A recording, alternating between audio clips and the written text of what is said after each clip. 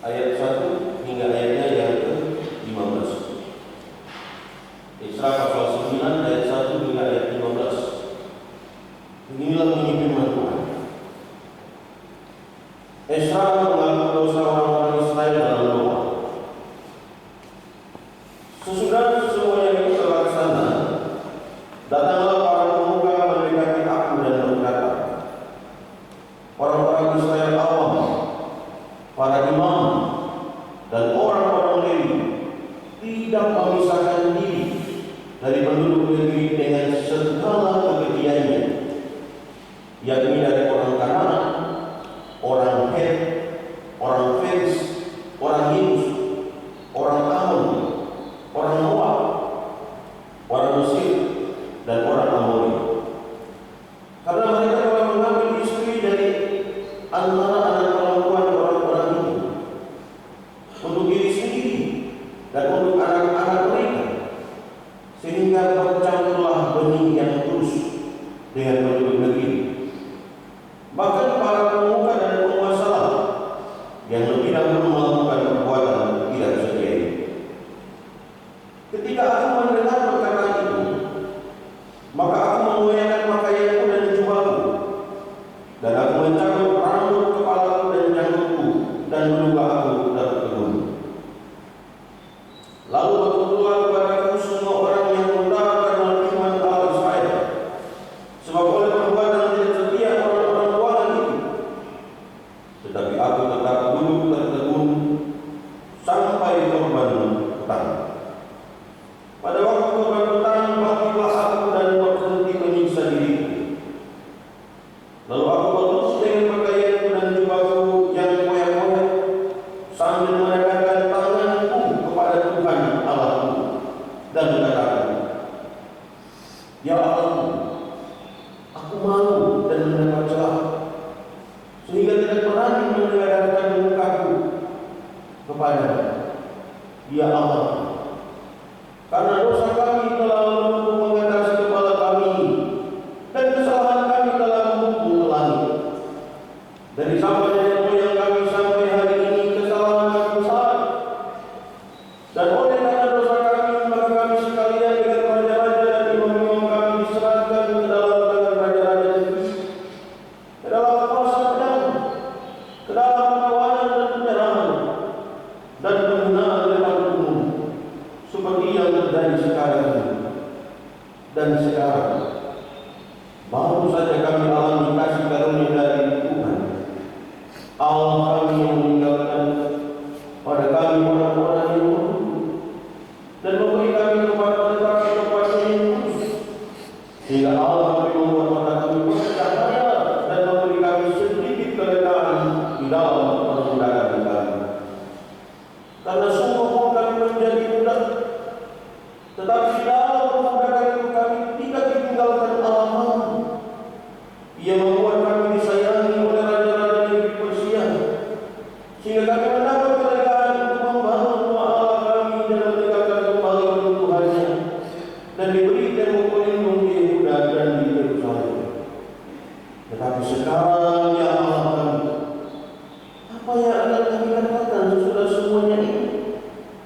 Karena kami telah meninggalkan perintah-Mu yang memerintahkan di antara hamba-hamba-Mu para nabi itu dengan berfirman, negeri yang kamu masuki untuk diikuti adalah negeri yang cemar oleh karena kecemaran penduduk negeri, yakni oleh karena kekejian yang mereka lakukan dengan segala kenajisan mereka di segala negeri itu dari ujung ke ujung. Jadi sekarang janganlah kamu memberikan anak-anak perempuanmu kepada anak lelaki mereka, ataupun mengambil anak-anak perempuan mereka untuk menjadi untuk anak-anak lelaki. Janganlah kamu membiarkan kejahatan dan kebahagiaan mereka untuk selama-lamanya, supaya kamu menjadi kuat, mengedap hasil tanah yang baik, dan mewariskan tanah itu kepada anak-anakmu untuk selama-lamanya. Sesudah semua yang kami alami oleh sebab perbuatan kami yang jahat, dan oleh sebab kesalahan kami yang besar, sedangkan Engkau, ya Allah kami, tidak menghukum setimpal dengan dosa kami, dan masih mengaruniakan kepada kami orang-orang yang terluput sebanyak ini. kami kembali menghadap bagi kamu dan kami mengawin dengan bangsa-bangsa yang tinggi ini. Tidaklah Engkau membuka kepada kami sampai kami habis binasa, sehingga tidak ada yang tinggal hidup atau terluput. Ya Tuhan Allah Israel, Engkau Maha benar, sebab kami masih dibiarkan tinggal sebagai orang-orang yang bodoh, seperti yang terjadi sekarang ini. Lihatlah, kami menghadap hadirat-Mu dengan kesorangan kami, bahwasanya dalam keadaan demikian tidak mungkin orang akan berdiri di hadapan. Demikian bacaan firman Tuhan. Berbahagialah setiap orang yang mendengar dan mau melakukan firman Tuhan ini dalam kehidupan sehari-hari. Dia kepada-Mu yang kudus selama-lamanya. Haleluya.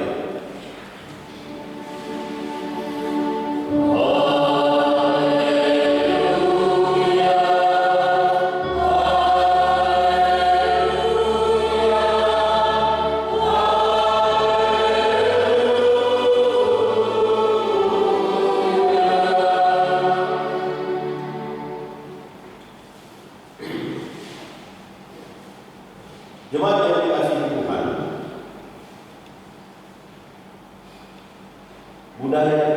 budaya berterima kasih, budaya berterima kasih itu sangat nampak dalam kehidupan masyarakat Indonesia, termasuk di wilayah Indonesia bagian timur, juga di Papua. Nah, budaya ini menunjukkan kepribadian dan karakter manusianya yang tidak mudah melupakan kebaikan yang telah diterima. Namun kita sama-sama tahu bahwa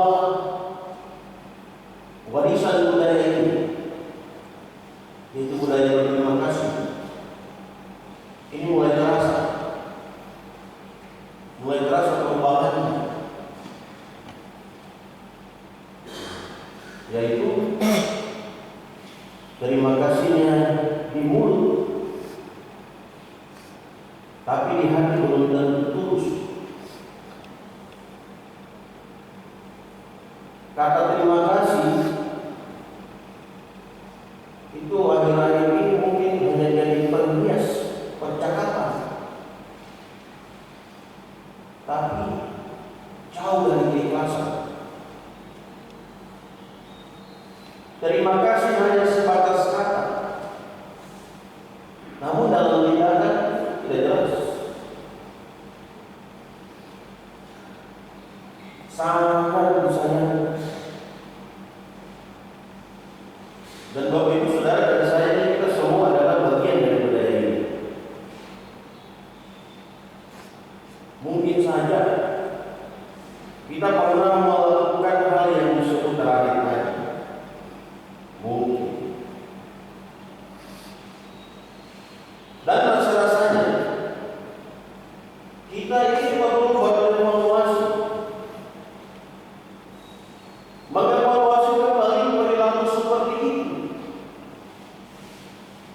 sehingga budaya yang semestinya baik untuk membentuk kepribadian yang berkualitas bagi angkatan ini dan angkatan selanjutnya itu dapat melestarikan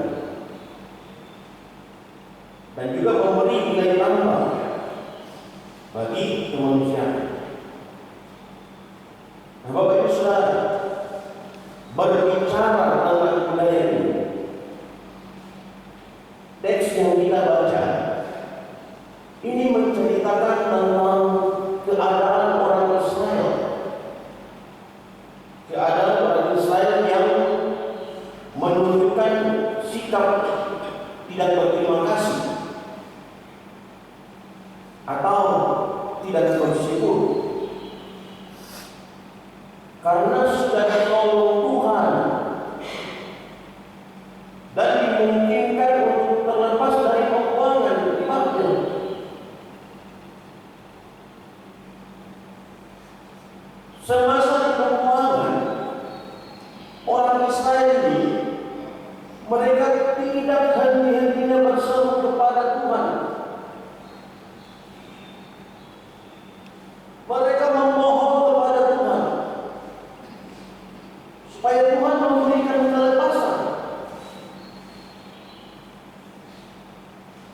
dan mereka telah menerima.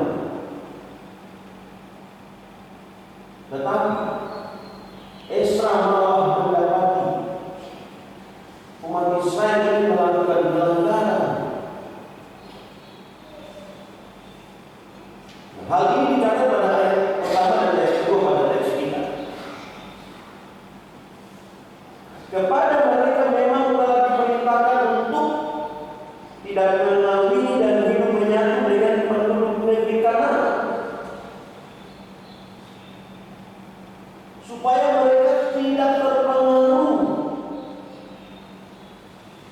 ke dalam hidup yang najis dan keji dengan menyembah kepada Allah mereka yang lain. Tetapi sayangnya umat ini, umat Israel ini, mereka tidak lagi mengingat, mereka tidak lagi memperhatikan perintah itu.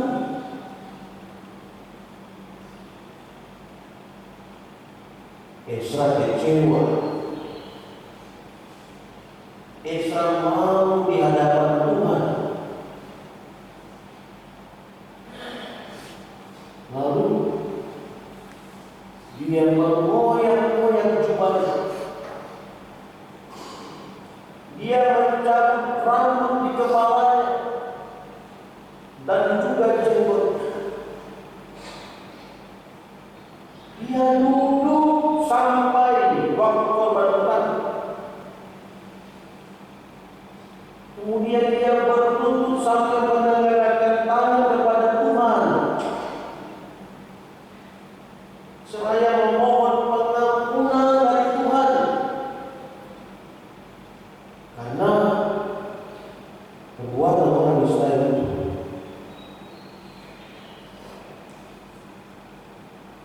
Esra dia menyadari bahwa pelanggaran mereka terlalu banyak. Namun Allah selalu menunjukkan belas kasihnya. Karena itu dia merasa malu. Dia tidak berani mengenakan mukanya di hadapan Tuhan.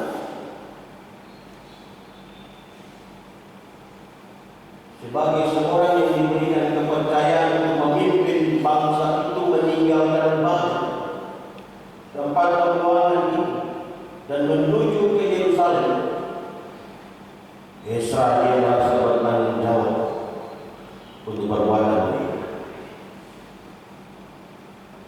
Jemaat yang dikasihi Tuhan, keadaan orang Israel yang digambarkan dalam teks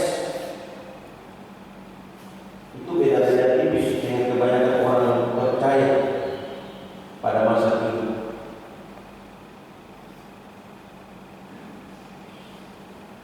Ketika mengalami kesukaran dan pergumulan, itu ini berseru, panggil nama Tuhan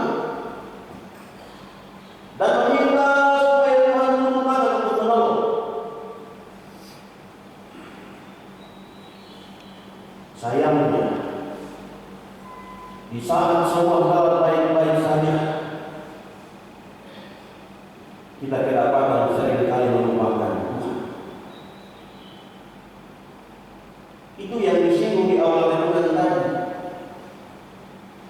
Budaya terima kasih sudah mengalami perubahan ke arah yang negatif. Di mulut iya, di hati tidak. Dan semua terlihat termasuk melalui tindakan kita. Bagaimana kita melihat hal ini? Hubungan dengan Tuhan kita bangun sebatas kebutuhan atau kepentingan yang mendesak. Selebihnya kita merasa kuat untuk berjalan sendiri dengan apa yang kita pikirkan atau yang kita miliki. Doa dan ibadah yang menjadi alat penghubung kita dengan Tuhan, kita pakai pakai itu sebagai formalitas, hanya untuk menunjukkan bahwa kita ini umat. Setelah itu kita bertindak sesuai dengan apa yang kita mau. Hukum-hukum Tuhan yang kita dengar, bahkan kita hafal, namun hanya sebatas itu saja. Selebihnya hanya kita yang tahu dengan apa yang kita lakukan, dengan perintah-perintah Tuhan. Sangat disayangkan. Tetapi dalam teks ini kita diingatkan, kita dinasihati untuk kembali pada identitas kita sebagai milik Tuhan, yang semestinya memiliki budaya bersyukur dengan benar. Bukan air susu dibalas dengan air kuah. Bukan kebajikan dibalas dengan kejahatan. Bukankah Allah yang telah berulang kali mengampuni kita, memberikan kita kesempatan, juga berulang kali memberikan kita kembali hidup yang baru? Bukankah Allah yang telah memberi kepada kita berkat yang terkadang akan kita tidak mengerti bagaimana berkat ini dapat kita hidup? Bukankah Dia yang melayani kita untuk menerima banyak kesempatan untuk terus berkarya, meningkatkan kualitas diri? Terlalu banyak yang Dia lakukan bagi kita sebagai umat. Apakah balasan kita? Jawabannya sederhana: bersyukur, berterima kasih. Namun bukan hanya dengan kata-kata, melainkan dengan segenap hidup kita. Kita berbicara, kita tahu apa yang harus kita perkatakan, bukan untuk menyakiti hati sesama, melainkan bagaimana membuat ia merasa diterima oleh kita, sekalipun ia melakukan kesalahan kepada. Karena bukankah Allah juga menerima kita dengan segala kekurangan kita? Ketika mengambil keputusan, kita juga mesti tahu bahwa kejujuran, kebenaran, dan keadilan itu adalah perintah yang harus kita lakukan. Maka ambillah keputusan dengan menjunjung nilai-nilai itu. Ketika kita bertindak, kita harus menyatakan kemuliaan Allah. Maka dengan segala tindakan, kita harus berpusat kepada apa yang Allah ajarkan. Begitu seterusnya. Doa dan ibadah yang kita lakukan benar-benar kita pakai semaksimal mungkin untuk mendekatkan diri kepada Allah dan mengenal lebih baik lagi, sehingga kita tidak berulang-ulang kali mengecewakan yang telah menyelamatkan kita dan memberi berkatnya terus mengalir dalam kehidupan ini. Bapak Ibu Saudara, sejujurnya menjadi Kristen itu mudah. Yang sulit itu adalah mempertahankan identitas atau jati diri sebagai orang Kristen. Ini yang perlu kita perhatikan dan renungkan dengan baik, bahwa mempertahankan kekristenan dalam diri kita itu berarti mempertahankan Kristus dan segala perintahnya. Dan Dan itu harus kita lakukan, mau di waktu senang kan, di waktu susah kan, tetap mempertahankan jati diri kita sebagai Tuhan. Banyak pengalaman sudah menunjukkan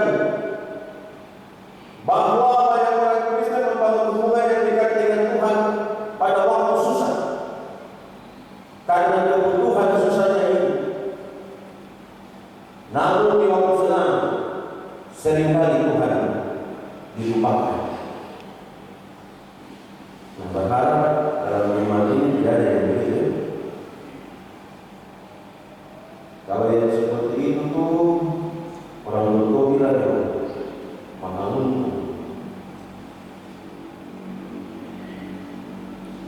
Dalam hubungan dengan Tuhan tidak ada cara-cara seperti itu.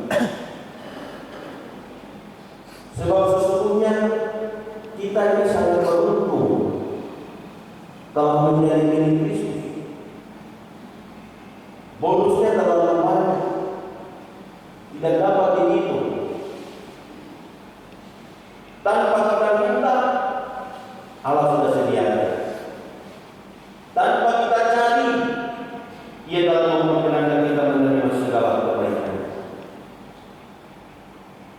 Sebab itu, kita masih hidup sampai saat ini, sekalipun dalam menjalani hari-hari hidup ini keadaan tidak baik-baik saja. Pergumulan kita banyak, tantangan kita di rumah, di tempat kerja, di gereja, di masyarakat tidak terhitung. Kesusahan karena perekonomian yang sulit, kesusahan karena keadaan rumah tangga yang tidak menyenangkan, kesusahan karena keadaan anak-anak yang tidak sesuai dengan apa yang kita harapkan, kesusahan karena relasi dengan sesama tidak berjalan baik, kesusahan karena karir yang dihalang-halang, kesusahan karena banyak hal yang terjadi tidak sesuai dengan keinginan kita. Semua ini sementara kita alami. Namun kita lihat kalau kita bisa ada sampai saat ini, itu karena kasih Tuhan tidak pernah meninggalkan kita sedikit pun. Penyertaan Tuhan tetap saja ada. Dia tidak pernah menolak kita saat kita datang dengan susah yang begitu banyak. Padahal sebenarnya kita belum benar-benar sedia kepada. Itulah yang disadari oleh Esra. Sudah menerima banyak, tapi umat masih tidak sedia. Untuk itu, Esra dia berdoa. Dia mengaku dosa dengan sungguh-sungguh. Dia malu karena perilaku orang Israel yang tidak setia pada perintah Tuhan. Esra sebagai seorang imam dan ahli kitab, dia merasa bertanggung jawab atas situasi ini. Dan ini adalah hal atau sebuah sikap yang perlu kita pelajari Bapak Ibu Saudara. Esra dia tidak memisahkan diri dari kesalahan yang orang Israel berbuat. Namun dia turut merasa bertanggung jawab atas kesalahan. Sama seperti kita yang berada dalam sebuah persekutuan jemaat. Kesalahan salah seorang di antara kita itu bukan untuk kita obrol, bukan untuk menjalan cerita, tapi mari sebagai persekutuan, sebagai umat Tuhan, kalau ada yang berbuat kesalahan, mari secara bersama-sama kita topang dalam doa, bersama-sama mencari solusinya. yang orang semua buat hal kau jatuhkan. Artinya dia kebiasaan kita itu. Kalau ada yang bikin salah, malah dipermalukan, bukan ditolong. Lalu kita mulai membanding-bandingkan diri kita yang biasanya kita ukur jauh lebih baik dari orang lain. Padahal kita punya kesalahan ini, kita simpan hati. Dalam teks ini, Esra menyebut cara-cara seperti ini. Jangan merasa lebih baik dari sesama kita. Sebab setiap orang punya kekurangan dan kesalahan. Maka sebaiknya kita bertindak untuk saling menolong. Kalau ada yang salah, kita saling mengingat. Kalau ada yang berbuat salah, saling menguatkan seseorang dengan yang lain. Itu yang dibilang persekutuan orang percaya. Dan yang terakhir, pelajaran dari teks ini adalah apa yang menjadi perintah Tuhan itu tidak dapat diabaikan begitu saja dan disesuaikan dengan kepentingan kita. Artinya, perintah Tuhan itu tetap saja perintah yang harus dilaksanakan. Jangan perintah Tuhan buat kita harus pertimbangkan dulu. Apakah ini sejalan dengan kepentingan saya atau tidak? Apakah perintah Tuhan ini sesuai dengan saya punya moto atau tidak? Apakah perintah Tuhan ini memposisikan saya pada situasi yang menguntungkan atau tidak? Dan seterusnya. Sebagai orang percaya, kita harus berkomitmen dengan iman dan taat pada perintah Tuhan di segala sesuatu. Jangan seperti orang Israel saat dia kesempatan atau peluang untuk melakukan kesalahan langsung memikir, lalu pura-pura lupa dengan kebaikan Tuhan selamanya dalam mereka tadi. Saya sangat yakin kita semua ingat kebaikan Tuhan yang begitu banyak di dalam kehidupan kita. Karena itu, Bapak Ibu Saudara, berilah yang terbaik bagi Tuhan dalam setiap perkataan atau perilaku kita, di mana saja kita berada, dan dalam segala situasi yang kita hadapi, bahkan jika situasi ini yang paling rumit dan tidak menyenangkan sekali, supaya melalui kita Allah senantiasa dimuliakan. Tuhan memberkati kita sekalian yang baik. Amin.